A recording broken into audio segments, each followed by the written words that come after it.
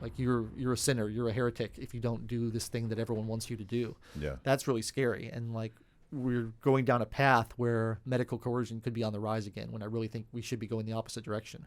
Yeah, it clearly with vaccine mandates under COVID, they're clearly setting up a paradigm under which somebody in Washington, D.C. will decide what the standard treatment is for, God knows it's a blank check, right? Right. It's viruses today, but it could be all sorts of things tomorrow. And I'm sort of banging my head against the wall trying to get people to realize how dangerous and how evil and how outrageous this is. But a lot of people just seem to be conforming.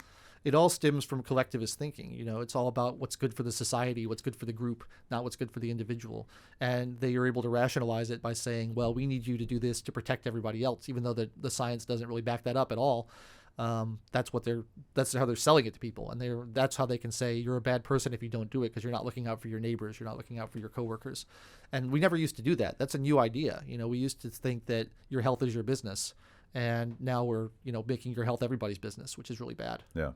I mean, it's part of that centralization, and those of us that opposed expansion of government involvement in healthcare were always ridiculed for warning that if you centralize everything, that gives bureaucrats and maybe democracy itself a chance to decide whether or not you're worthy enough to receive certain treatments, or and now conversely, whether or not you'll be required to fall in line and take certain treatments. It should be offensive across the political spectrum, but right now it seems more coming from the left. They like that coercion without perhaps thinking about where this is leading to. Even if you kind of buy into the argument, you should be skeptical of it, because governments make mistakes and have made mistakes in the past with these sort of things.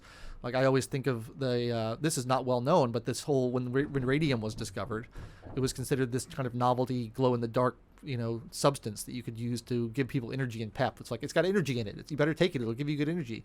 And everybody took radium, and like thousands of people died of radiation poisoning.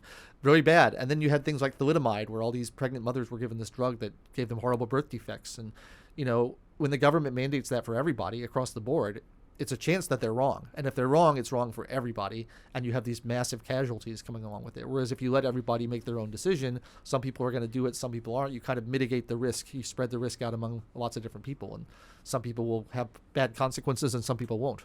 Yeah, I just read a story about, and I hadn't heard this story before, and I hope it's true since I'm about to repeat it.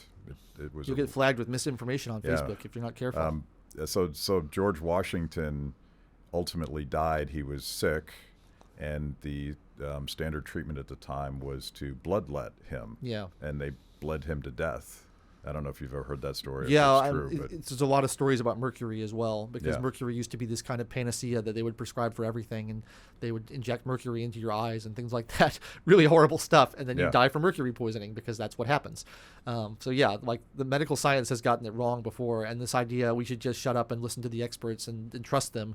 Like, well, people trusted them about mercury and it didn't work out so well. Why are we so sure that they're that much smarter now than they were back then?